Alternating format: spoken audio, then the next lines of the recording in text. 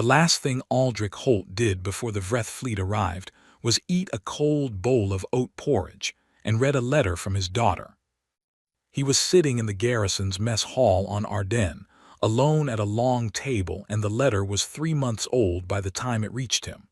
She had written about her school, about a dog she wanted to keep, about how she missed him and hoped the assignment wasn't too dangerous. He folded it back into the envelope and put it in his chest pocket. He didn't write back. There wasn't time. The Vreth came in at 400, not a scouting force, not a probe. 400 warships dropping out of faster-than-light travel so close to Ardennes that the planet's sensor grid lit up like a fire alarm and stayed lit. The night crew in the operations room stared at their screens for about 4 seconds before someone said, very quietly, "Sir, you need to see this." Aldrich was already there. He had 12,000 soldiers. He had artillery dug into the canyon ridges, fortified positions along the river basin, and 2 squadrons of atmospheric fighters that would last maybe an hour against what was coming. He had no orbital defense. No reinforcement order was coming. He knew this. Every soldier on Ardennes knew this. What the Vreth did not know was that every soldier on Ardennes had signed a paper 6 months ago that explained exactly what this garrison was for. The Vreth Supreme Admiral was called Galrek. He was a large creature by Vreth standards, with a wide flat head and 4 eyes arranged in a row, and he had won 30 battles before Ardennes and expected this one to be over in 2 days. He opened a channel to the garrison and broadcast in 17 languages, including 3 human ones. Surrender within 6 hours or be destroyed. He had never once had a garrison refuse. He expected a counteroffer, maybe a delay, maybe some formal stalling while the humans tried to call for help. Aldrich responded in 40 seconds. His answer was 2 words. No fight. The first ground assault came at dawn. The Vreth deployed in columns, the way they always did, because column formations had worked for them for 200 years of war against 6 different species. They came through the northern pass in force, armored carriers at the front, infantry behind, air support overhead. The human artillery opened up from positions the Vreth hadn't spotted. Rocks came down, not metaphorically. Aldrich's engineers had spent 4 months rigging explosive charges in the canyon walls above the northern pass, and when they blew, the entire face of the cliff dropped into the valley. It buried the lead column completely and stopped the second column cold while the artillery hammered them from the ridgeline. It cost the Vreth half a day and 6,000 troops. They adjusted. They always adjusted. The Vreth were not stupid, and Galrek was a patient commander. He sent 3 columns next time, spread wide, with electronic countermeasures and dedicated anti-artillery platforms. The second assault was more careful. It cost them more time and more soldiers, but they took the northern ridge. Aldrich pulled back. He didn't try to hold the ridge. He never intended to hold any single position. He pulled his people into the canyon network and made every passage a killing ground. The Vreth learned about human tunnel warfare on the 3rd day. They lost a full armored regiment to a tunnel system that hadn't shown up on any scan because the humans had lined the walls with sensor-dampening material and dug them by hand over 4 months. When the Vreth infantry followed what they thought was a retreating unit into the canyon, the tunnel network collapsed on them. Controlled. Precise. Galrek stopped celebrating on day 5. He brought in heavier weapons. Orbital bombardment would have ended it immediately, but Ardennes had 2 population centers with civilian infrastructure, and Vreth political doctrine made a distinction between military and civilian targets, at least when other empires were watching. Galrek didn't want a diplomatic incident to go alongside his conquest, so he fought it the hard way, on the ground, and it cost him far more than he expected. The fighting went on for 22 days. On the final day, when ammunition was nearly gone and there were fewer than 900 soldiers left standing, Aldrich gathered them in a fortified bunker beneath what had once been Ardennes' central processing station. He looked at them for a long moment without speaking. They were dirty. They were hurt. Several of them were keeping each other upright. He said, "We bought them 22 days." Nobody asked who them was. They all knew. The Vreth took the fortress the next morning and took Aldrich and his surviving soldiers prisoner. Galrek broadcast the news across every channel available to the Dominion. Fort Ardennes had fallen. Humanity's defenders had broken. The road to the core worlds was open. The celebrations began within hours. Across Vreth space, in cities and stations and warships, the news spread. Humanity had tried to stop them and had failed. The great push could begin. In his cell, Aldrich sat with his back against the cold wall. The soldier beside him, a young sergeant who had been with him since the first day, looked at the ceiling and said, "You think they're celebrating?" "Probably already started," Aldrich said. The sergeant was quiet for a moment. Then, "Do they know?" Aldrich reached into his chest pocket. He checked that the letter was still there. "They know what we let them know," he said. 12,000 soldiers, no reinforcements, fell after 3 weeks. He leaned his head back. "That's all they got. That's all they'll think about." The sergeant didn't say anything. Aldrich closed his eyes. "They think they beat our army." A long pause. "They beat our doorbell." Vreth didn't have a word for miscalculation that wasn't also an insult.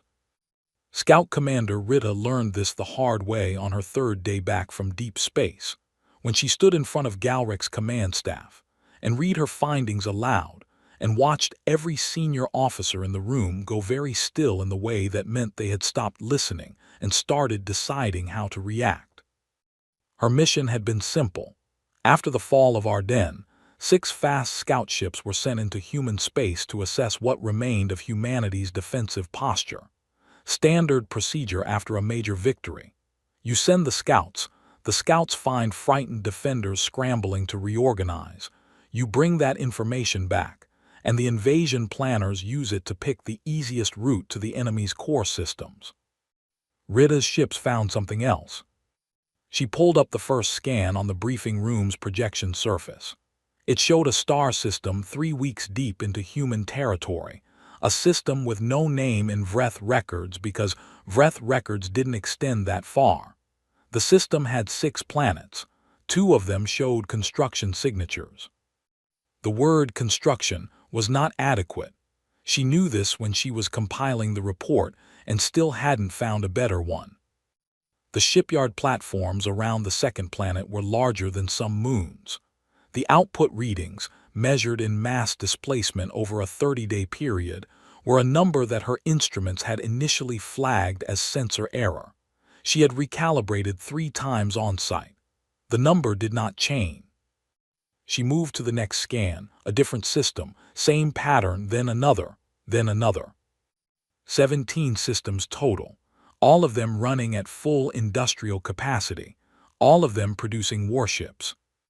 At the 7th scan, Galrek held up one wide hand and said, "Stop." Rita stopped. "Your instruments were malfunctioning," he said. "I recalibrated on-site, Supreme Admiral. 4 separate instruments across 3 ships returned the same readings." One of the senior fleet commanders, a heavyset Vreth named Dur, leaned forward. "What you are describing is not possible. That level of output would require a workforce and resource base that no species in recorded history has maintained." "Yes," Rita said. There was a pause. "Yes, I agree. It is not consistent with any industrial scale we have encountered before. That is why I included the raw data rather than summarizing it. I wanted command to review the actual numbers rather than my interpretation of them." Galrek's 4 eyes moved to the projection and then back to her. "You're suggesting humanity has been building this in secret." "I'm suggesting the readings exist and are consistent across multiple sites and multiple instruments. I'm not in a position to explain how." What she did not say, because she had a functioning instinct for self-preservation, was what she had actually concluded during the long transit home. Which was this: the humans at Ardennes had fought for 22 days. not because they thought they could win, not because they were desperate or disorganized or unaware of the odds. They had fought for 22 days because someone needed 22 days. She had run the numbers on the transit back. The industrial output she had measured at those 17 systems at the rates the instruments recorded meant that every week the Vreth spent on Ardennes had been a week those shipyards ran without interruption. Every day the garrison held out, more ships were completed, more weapons loaded, more crews trained. 12,000 soldiers buying time with their lives, while something vast and patient finished being built in the dark. She kept this to herself. Galric dismissed her findings as instrument drift and ordered her to file a corrected report. He said it calmly, the way commanders said things that were not requests. She was to recalibrate her equipment on the station's certified instruments, cross-reference against known baseline readings from Vreth industrial sites, and submit a revised assessment that accounted for the obvious measurement errors. She said yes. She left the room. In the corridor outside, she stood alone for a moment. Around her, the Vreth flagship hummed with normal activity. Officers moved through their shifts. Technicians ran diagnostics. Somewhere 2 decks down, she could hear the faint noise of a celebration gathering, because the crew was still marking the fall of Ardennes with the kind of enthusiasm that victory tended to produce. She thought about the empty space between stars.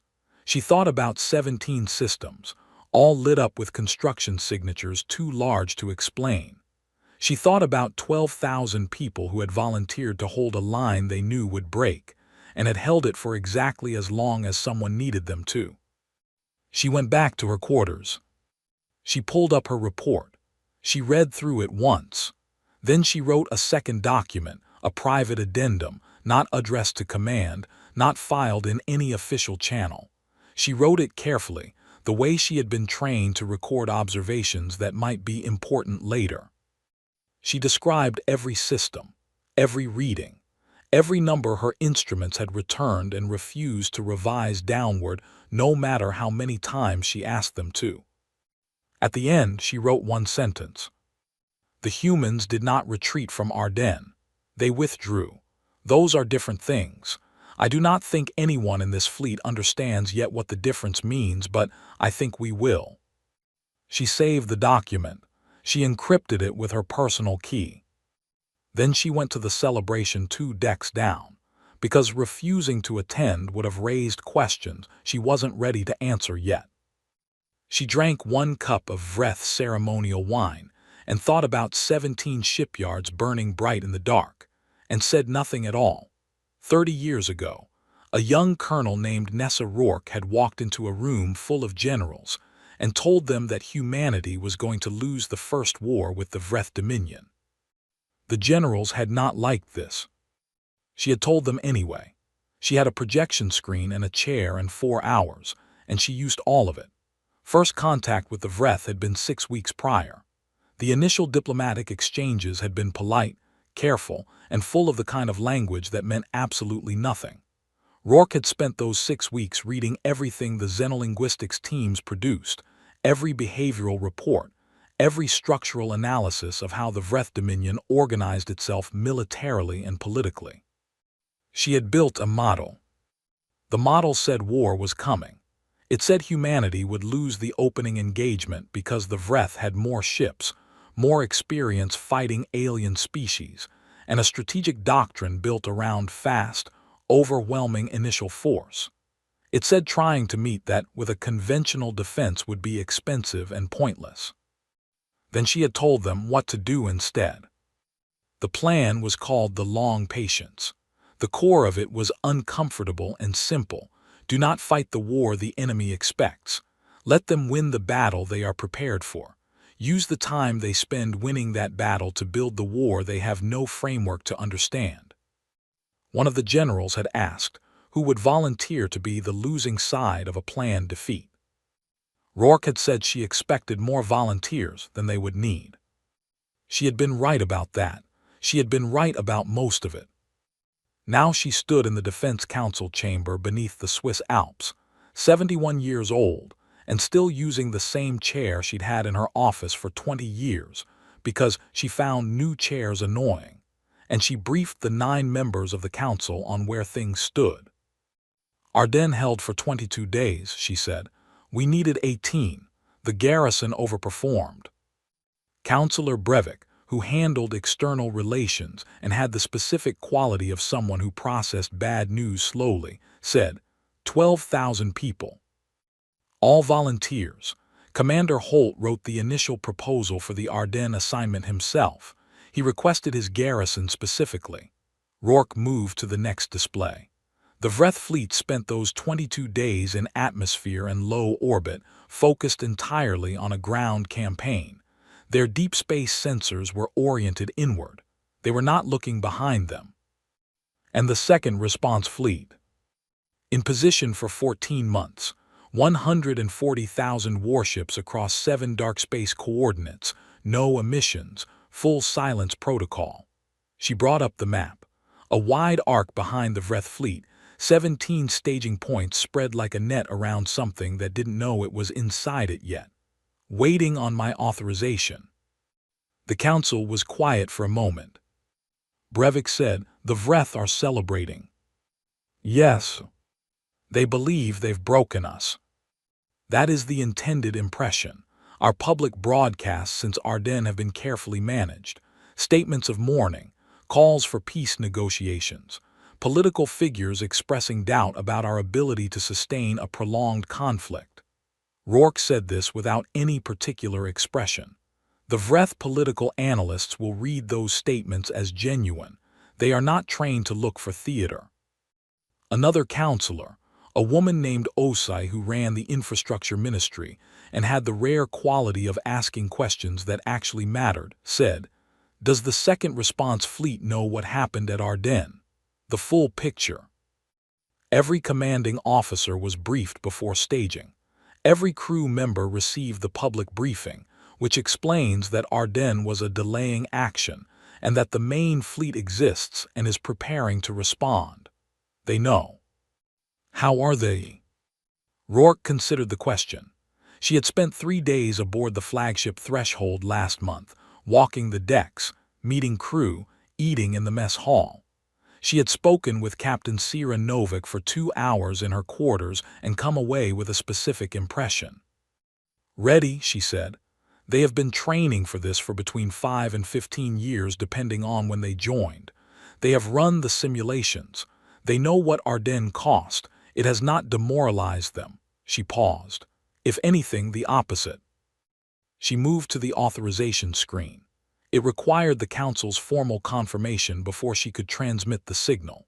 The signal itself was 4 characters. It would reach the fleet in approximately 9 hours, bouncing through a relay network the Vreth had never detected because it operated on a frequency band the Vreth had no reason to monitor. They communicated on different bands. Humanity had learned this in the first weeks of contact and had quietly filed it away. 30 years of quiet filing. 30 years of building in the dark while keeping the lights on just bright enough to look normal. Breivik said, Galric is already planning his route to the core systems. I know, Rourke looked at the map. The net was set. The fleet was waiting. The Vreth flagship sat in orbit above Ardennes, surrounded by a fleet that thought it had just won something. Let him plan. The council voted. It was not close. 9-0, and Osai voted first. Rourke transmitted the signal. Then she sat down at her old chair, poured herself a cup of cold water from the carafe on the table, and waited 9 hours. She did not sleep. She read the original long patience proposal, page by page, the way she sometimes did when she needed to remember why she had made certain decisions. Page 1, paragraph 1, the enemy must believe they have won. This belief will be the instrument of their defeat. She reached the last page. She closed the file. She thought about Aldrich Holt in a cell on Ardennes, 22 days. He gave them 22 days. She hoped the Vreth fed their prisoners decently. The first thing Galric lost was a patrol. 12 ships, standard route, standard crew, traveling between Ardennes and the Vreth supply depot at Sector 9. They sent a routine check-in at the halfway point. Then nothing. No distress signal. No wreckage found on the follow-up sweep. The ships were simply gone, the way a cup disappears when you put it down and look away. He logged it as navigation error. Ships sometimes jumped incorrectly. It happened. The second thing he lost was a convoy. 23 vessels carrying processed fuel and replacement armor for the main fleet. They went dark 6 days out from Vreth Prime and were never found. No emergency beacons. No debris field. Just empty space where 23 ships used to be. He ordered a full sensor sweep of the transit corridor. The sweep found nothing. He elevated the patrol schedule. He said nothing publicly. The third disappearance was a listening post. A permanently staffed station, 12 crew members, positioned at a strategic coordinate that the Dominion had held for 40 years. It had redundant communication systems, redundant power systems, and a crew rotation that kept it staffed around the clock. It went silent on a Tuesday morning and stayed silent. The rescue vessel sent to check on it found the station intact, drifting, fully powered. Empty, every crew member gone. No sign of struggle. The log showed normal entries right up until 4 hours before the rescue crew arrived, and then it stopped mid-sentence. One of the rescue crew said it was like reading a book where the last page had been carefully removed. Galric called Rita back. She had spent 3 weeks pretending to recalibrate her instruments and had produced a revised report that was technically accurate in every individual number while being careful not to state any conclusion. She was very good at this. She presented it without visible tension and waited. Galric looked at the reports on his desk, then at her, then back at the reports. What is taking them? I don't know, Supreme Admiral. Your assessment. Rita had spent 3 weeks preparing for this question. She had rehearsed 5 different versions of the answer, ranging from telling him everything to telling him nothing. In the end, she chose the version that was true without being the full truth, because the full truth would make her sound like she was panicking, and panicking in front of Galric was not something she planned to do. The human weapon systems in our catalog do not produce clean disappearances, she said. Missiles leave debris. Railgun fire leaves debris. Known energy weapons leave debris. Whatever removed those ships and that crew did not leave debris. That means either we are being hit with a weapon system we have not cataloged, or there is a second explanation I cannot account for. Galric waited. A weapon we have never seen, Rita said. That is my assessment. He sent 3 additional fleets to patrol the outer transit corridors. They reported nothing unusual for 4 days. On the 5th day, one of them stopped reporting. Not all 3 fleets. One, which was worse in a specific way that Rita understood and Galric was beginning to. If all 3 fleets had vanished, it would suggest a catastrophic engagement, something large and visible. 1 fleet disappearing while 2 continued their patrols meant whatever was operating out there was choosing what to take and what to leave alone. It was being selective, which meant it was in control. What the Vreth patrols had not understood, because they had no frame of reference for it, was that the second response fleet did not fight the way the Vreth expected an enemy to fight. Vreth doctrine was built around visible engagements. You brought your ships to bear. You announced your presence through your weapon signatures. You traded fire until one side broke. This was how the Dominion had fought for centuries. It worked because it was decisive and fast, and because every species they had encountered fought in ways that could be countered within a known framework. Humanity's fleet operated under a doctrine that Vreth strategists had no name for because they had never needed one. The closest translation would have been, "You never see us until after." The fleet moved in complete emission silence, coordinated through a tight beam relay system that produced no signature a Vreth sensor would register. It struck at targets chosen specifically for their strategic value, not their visibility. It left no survivors to report what they had seen. It was not fighting. It was erasure, practiced with the patience of something that had been waiting a very long time to act. The patrol that vanished on the 5th day was gone in under 3 minutes. The crew had no time to register what they were looking at before it was over. Far from where the Vreth patrols had been, on the bridge of the flagship threshold, Captain Sira Novik marked another position on the strategic map and moved to the next objective. She said nothing about the patrol. There was nothing to say. It had been a clean operation. Her signals officer turned around. Encrypted message incoming. Source, Vreth registry. Novik looked up. Sender identifies as Scout Commander Rita. She says she wants to talk. Novik was quiet for a moment. She read the message herself. It was short. It said, "I saw your shipyards 3 weeks ago. I know what is coming. I would like to speak before it arrives."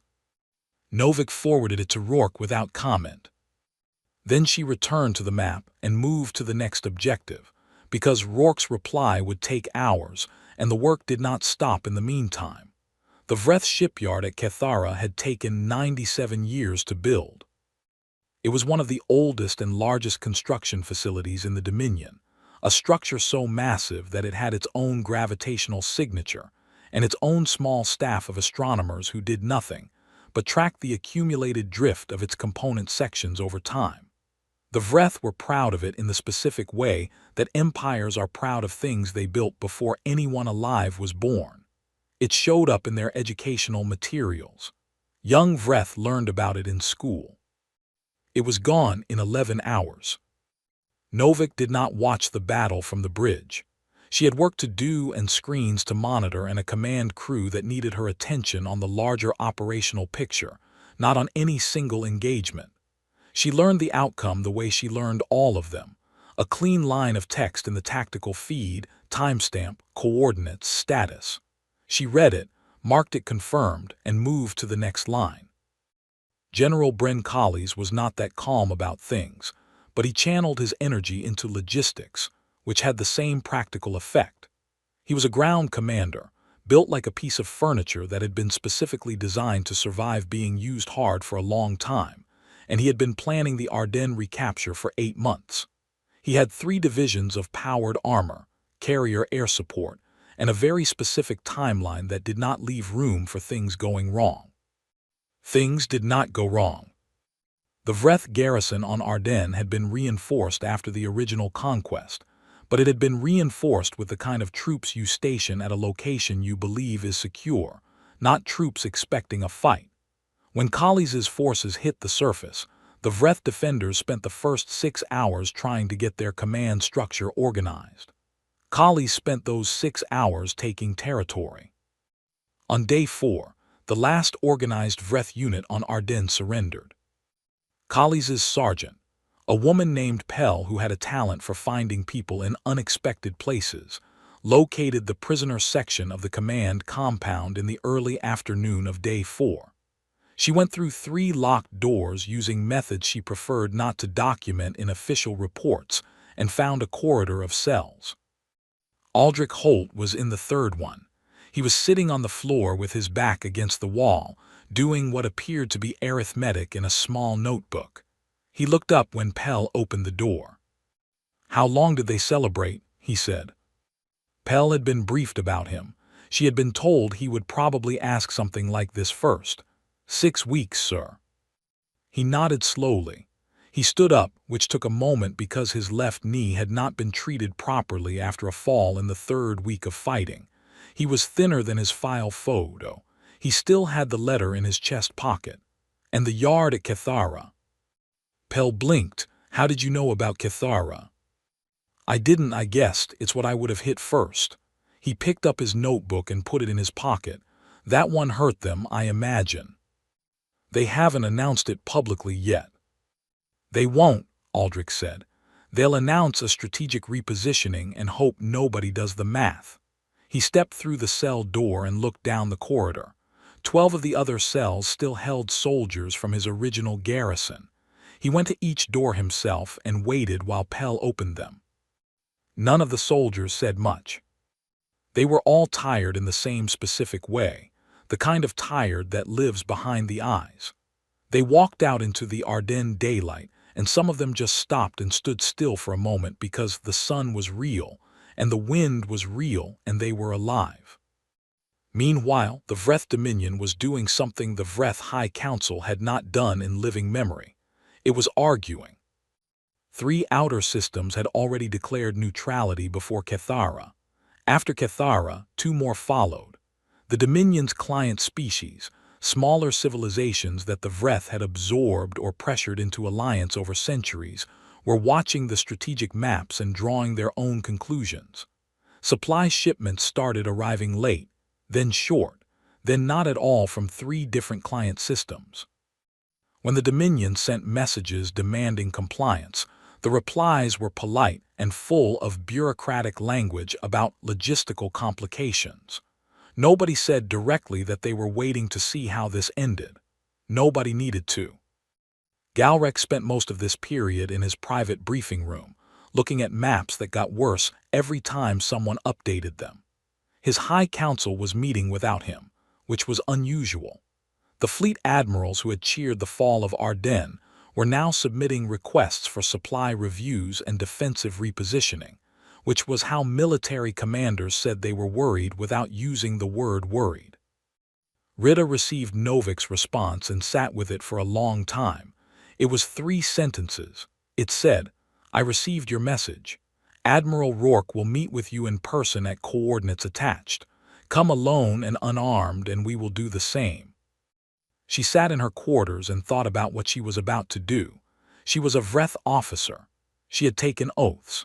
She also had a functioning mind and a dataset that she had been carrying for weeks, and she had learned a long time ago that being loyal to a truth was worth more than being loyal to a story. The story the Dominion had been telling itself was that humanity was small and frightened and could be pushed. Rita had seen the shipyards. She had run the numbers. She knew what humanity had been building while the Dominion celebrated. She filed a request for a personal leave. She cited stress and instrument fatigue. Then she went to the coordinates. The station had no name. It was a converted ore platform in unclaimed space between 2 unremarkable stars, and it smelled faintly of processed metal and recycled air. And the chairs in the meeting room were bolted to the floor because the gravity plating had never been calibrated quite right. Rita arrived first. She sat in one of the bolted chairs and waited. She had come in a single-crew scout ship, alone, unarmed, the way the message had asked. She had not told anyone where she was going. Rourke arrived 40 minutes later with 2 officers who stayed outside the door. She sat down across from Rita, poured herself a cup of water from the carafe on the table, and did not offer any opening pleasantries. She looked at Rita the way you look at something you've been expecting to see for a while. "You filed a report about our shipyards," Rourke said. "And then you filed a revised report that technically contradicted nothing while revealing nothing." "Yes." "Your command dismissed the original readings. They preferred that interpretation."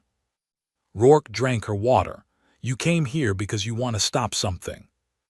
"I came here," Rita said carefully, "because I believe there is a difference between what happens in the next 6 months if we negotiate now and what happens if we don't. And I think I may be the only person in the Dominion's current command structure who understands that difference clearly enough to act on it." Rourke put down her cup. "Tell me what you want." Rita told her. It took 20 minutes. She laid out her case without drama, the way she always presented data. "Here is what I know, here is what I infer, here is what I believe the Dominion can accept and what it cannot." She was precise about the limits of her authority. She made no promises she wasn't certain she could keep. She did not ask for anything that was not already within reach. Rourke listened without interrupting.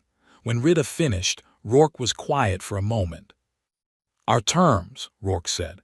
"Reparations for Ardennes and any colony touched in the campaign. Border adjustments, 2 systems, specific coordinates already identified. Full prisoner release within 30 days.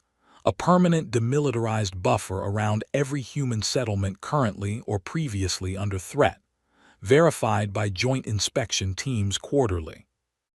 Rita had expected more. The absence of more took her a second to process. That's everything. That's everything.